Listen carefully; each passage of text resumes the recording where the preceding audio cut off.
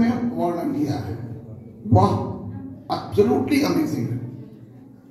वो कब कितनी बात को याद रखते थे यह मैं समझता हूँ यह ह्यूमनली बहुत इम्पॉसिबल है। अगर वो डायरी नहीं मेंटेन करते हैं, उनकी डायरी भी होनी चाहिए उस समय की, जिसमें वो जरूर लिख कर रखते थे नहीं तो इतना चीज रखना बहुत। और उनकी जो पकड़ थी लॉ पर, उनकी उसमें घूस का वर्णन किया है, कितने तरह से अंग्रेजों ने प्रताड़ना दी थी और कितने तरह का घूस लिया जाता था। वही अपने आप में करेक्शन रहा है PhD थीसिस से। तो एक उनके लिखने का जो सबसे अच्छा तरीका मैं देखता हूँ वो जो डिटेलिंग करते हैं थे। चाहे उन्होंने आत्मकथा भी अगर आप पढ़िएगा, 3 आदमी ने आत्मकथा लिखी मोरलेस। गांधी जी का आत्मकथा काफी प्रचलित हुई, रामबाबू की भी प्रचलित हुई और नेहरू जी ने भी आत्मकथा। इन तीनों आदमियों को अगर आप कंपेयर कीजिएगा तो आपको बहुत इंटरेस्टिंग नहीं मिलेगा।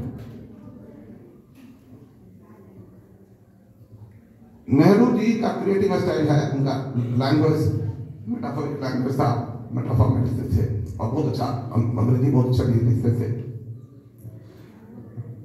गांधी जी का एक इथिकल स्टैंड रहता था सब चीजों में, इथिकल और मोरल स्टैंड रहता था, लेकिन सच्चाई और गहराई और भारतीय संस्कृति को अगर किसी ने डिपिक्ट किया है तो वो रामबाबू का अगर आत्मकथा पढ़िएगा, एक एक छोटी छोटी बात जिंदगी की, गांव की, अपने समाज की, ये सारी बातें उन्होंने अपने आत्मकथा में लिखी है। जो जानने योग्य बातें हैं, आपको उससे दृष्टि खुल जाएगी कि आखिर हमारा सांस्कृतिक समाज, हमारे समाज की संस्कृति क्या थी और कहाँ हम फेल भी कर रहे थे। एक उदाहरण मैं देना चाहूंगा जिधर ध्यान हमारा नहीं जाता है। बिहार अगर फेल किया है या बिहार पिछड़ा है, उसके पीछे एक बहुत बड़ी प्रथा थी जिधर ध्यान नहीं हमारा जाता है। वह प्रथा थी कि बिहार के जो हमारी जो संस्कृति थी, उस संस्कृति ने हमें बांध रखा था एक कूप संस्कृति के रूप। कूप संस्कृति क्या होती है? हम जो हैं, जितना हम हैं उतना ही अच्छा है। अगर कोई यहां से बाहर चला गया, विदेश चला गया, विदेश से लौट के आएगा तो घुसने नहीं देंगे, उसको खाने नहीं देंगे, उसको समाज से बहिष्कृत कर देंगे। मैं समझता हूं इसका बहुत ही बढ़िया वर्णन उन्होंने पूरा एक चैप्टर डिवोट किया है। गणेश बाबू सबसे पहले गए थे और वो किस प्रकार बहिष्कृत किया गया, उनको किस प्रकार रिहैबिलिटेट भी किया गया और इनका परिवार भी उसमें सम्मिलित हुआ। उसमें ब्रजोर बाबू लीड ले रहे थे उनको ये करने के लिए, रिहैबिलिटेट करने के लिए। उनको भी हमसे जुड़े हुए हैं, इसलिए मैं यह और महत्वपूर्ण है। हमारा समाज पिछड़ गया क्योंकि हम बाहरी समाज से हम सीख नहीं सके। हमने अपने आप को, यहाँ तक कि मिथिला में तो अभी भी कहते थे कि जिंदा तो जिंदा, मरे हुए को भी गंगा पार नहीं करना है। यह हमारा सोच था कि मतलब विचारों को भी हम एक्सेप्ट नहीं करते थे, ना आने देते थे ना जाने देते थे। यह बिहार के विकास का एक बाधक ये रहा है। तो ये बात समझने की जरूरत है कि राजेंद्र बाबू ने इस विस्तार से सभी चीजों का वर्णन किया है, जिसका वो क्षमता थी उनमें कि उस विस्तार को जान सके। ये किसी ने नहीं किया। मतलब गांधी जी ने कुछ किया है, लेकिन वो सांस्कृतिक परिवेश में नहीं किया है, वो ज्यादा इथिकल का यूज में इथिकल इसमें चले गए। दूसरी बात मैं चाह रहा था आज आपके समक्ष बताने के लिए, अगर देखिए दूसरी किताब की चर्चा भी कर दूं। एक और किताब उन्होंने लिखी तो जेल में लिखा, आत्मकथा भी बहुत कुछ जेल में लिखा उन्होंने, और ये भी जो लिखा जो इंडिया डिवाइडेड, ये किताब जब 42 में जेल में गए तब लिखा। तो ये जेल में भी रह करके कोई उसका समय बर्बाद न करना, उसका उपयोग कर लेना, अगर किसी को सीखना हो तो मैं समझता हूँ आदर्श उदाहरण है रामबाबू। राजेंद्र बाबू को से अगर सीखना है, और सबसे बच्चे बहुत अधिक बैठे हुए हैं, एक कुछ फॉर्मूला मैं उनके जीवन का बताना चाहता हूं आपको, रचनाधर पिता का। उसमें जो सबसे पहली बात जो अभी मैंने कही, 24 घंटे लर्निंग अगर सीखना हो तो राजेंद्र बाबू से सीखिए। 24 घंटे लर्निंग क्या होता है? जो स्कूल में तो आप पढ़ते ही, घर में भी पढ़िए, खेल में भी पढ़िए, उसके बाद ही पढ़िए। कुछ उदाहरण से समझाता हूँ राजन बाबू का। राजन बाबू पहले फारसी पढ़ते थे, पता नहीं आपको सुना होगा, फारसी से उन्होंने पढ़ना शुरू किया था। और अपने जो टीचर थे, छोटे बच्चे हैं इसलिए उनको उसी तरह की जानकारी देता हूँ।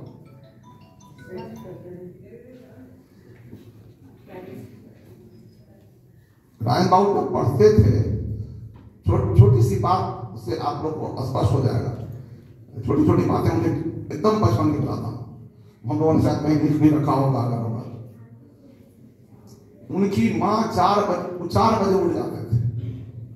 Early to bed and early to rise वाला उनका फॉर्मूला था। आज के बच्चे इसको शायद पसंद न करें, लेकिन उस जमाने में वो हम लोग के समय तक भी early to bed and early to rise वाला फॉर्मूला चलता था। ये जल्दी सो जाते थे और 4 बजे उठ करके इनकी माँ इनको रामायण और महाभारत सुनाती थी सुबह सुबह। यह मैं समझता हूँ एक ऐसी परंपरा है कि मैंने बेड में भी उठ करके बेड में भी पढ़ना और सीखना, यह नींव पड़ गई उनकी उसी समय। जब स्कूल आते थे, पढ़िएगा, स्कूल आते थे, स्कूल आते नहीं थे, मतलब उनके मम्मी जी के घर ही के पास रहते थे, तो उनके यहाँ जाते थे। तो खाने के लिए लोगों का गैप मिलता है, आपको मिलता है, सबको मिलता है लंच ब्रेक। तो लंच ब्रेक में और सब भी खाता था, ये भी खाते थे। खा करके सब सो जाता था, वहीं पर सोने की व्यवस्था थी। और ये क्या करते थे, उसमें शतरंज खेलते थे। और शतरंज अकेले, अगर 2 आदमी नहीं मिलता था तो अकेले भी खेलते थे। आप ये समझिए कि वो भी समय, क्योंकि लंच ब्रेक का समय है, लंच ब्रेक का समय आधा घंटा नहीं होता था, उसमें 2-3 घंटा होता था। गुरु जी भी उसमें अच्छा से ये करते थे, हाँ, वो भी अपना काम खा रहे थे। तो ये भी, लेकिन ये इस पीरियड का भी इस्तेमाल करते थे। ये 24 आवर्स करने के कॉन्टेक्स्ट में बता रहा हूँ, यह बहुत महत्वपूर्ण है उनको समझना। क्योंकि लैंग्वेज की चर्चा हुई, तो एक और बात बता दूं। अभी चंद्रकांत जी ने बताया आपको कि कई लैंग्वेज जानते थे, संस्कृत उन्होंने कभी नहीं पढ़ी थी। और शंकराचार्य से बात करनी थी, शंकराचार्य वहाँ थे सिंगरी में, और इनको जाना था वहाँ सिंगरी, उनसे बात करने के लिए। वो शंकराचार्य नांगरेज जानते थे, वो मलयालम जानते थे, तो इनको मलयालम भी नहीं आता था, इनको नहीं आता था। तो दिक्कत यह थी कि कम्युनिकेट कैसे होगा। ये नहीं चाहते थे कि कोई हमारे बीच में ये रहे, इंटरप्रेटर रहे। तो इन्होंने संस्कृत सीखा प्रेसिडेंट रहते हुए राष्ट्रपति भवन, और उसके लिए एक यहाँ से एक टीचर छपरा से गए, जिन्होंने उनको राष्ट्रपति भवन में रहकर संस्कृत सिखाया। और उसके बाद संस्कृत में इन्होंने वार्तालाप की इनसे, शंकराचार्य से। मैं समझता हूँ ऐसे महापुरुष के लिए, जो राष्ट्रपति होकर के भी नई भाषा सीख सकता है, इसलिए कि हम बात कर पाए और सीधे 1 to 1 बात कर पाए, उस अवस्था में यह इससे बड़ा अंकरणीय बात नहीं हो सकती। आप कहीं भी रहें, किसी पोस्ट पर रहें, किसी भी, क्या राष्ट्रपति से पढ़ा हो, क्या सबको, और उस जीवन में उनको क्या लेना देना था, क्या आप पढ़ रहे हैं। तो उस अवस्था में भी उन्होंने, और यहाँ से गए थे छपरा से, नाम में कौन कोई विषय थे, वो गए थे वहाँ से पंडित जी, उन्होंने उनको वहाँ पढ़ाया राष्ट्रपति भवन में रहकर। तो उनके जीवन में रादर जब यहाँ लौटे, जब विद्यापीठ आए राष्ट्रपति बनने के बाद में, ये छोटी छोटी कहानी बता रहा हूँ आपको उस संदर्भ को जोड़ने के लिए। यहाँ पर जब आए तो यहाँ पर उन्होंने एक आदमी को बुलाया, संत कुमार को। संत कुमार वो चाहते थे कि अपनी आत्मकथा का अंतिम अंश, और बाकी तो उन्होंने लिखा है पहले वाला, उसका बाद वाला अंश को भी वो लिखना चाहते थे। संत कुमार को उन्होंने बुलाया था। संत कुमार को चाहते थे वो कि लिखें। संत कुमार ने बहुत ही अच्छा काम किया है, समझता हूँ उनको भी बहुत प्रशंसनीय काम किया है। उन्होंने सारी डायरी मेंटेन की, जब से वो यहाँ रहे, उस पीरियड का 2-4 महीना 5 महीना जो रहे हैं उनके साथ, उसकी पूरी डायरी उन्होंने है। बाद में हम लोगों ने पब्लिश भी किया है, विद्यापीठ से ही पब्लिश है, वो किताब देख लीजिएगा, आप लोग को जरूर पढ़ना चाहिए। तो ये जो उनकी जो इच्छा थी, सीखने की इच्छा, लिखने की इच्छा, सृजनशीलता। और एक बड़ी बात मैं चाहता हूं कि रचनात्मकता का जो डायमेंशन है जो कि छूट जाता है हमारा, वो है इंस्टीट्यूशन बिल्डर का।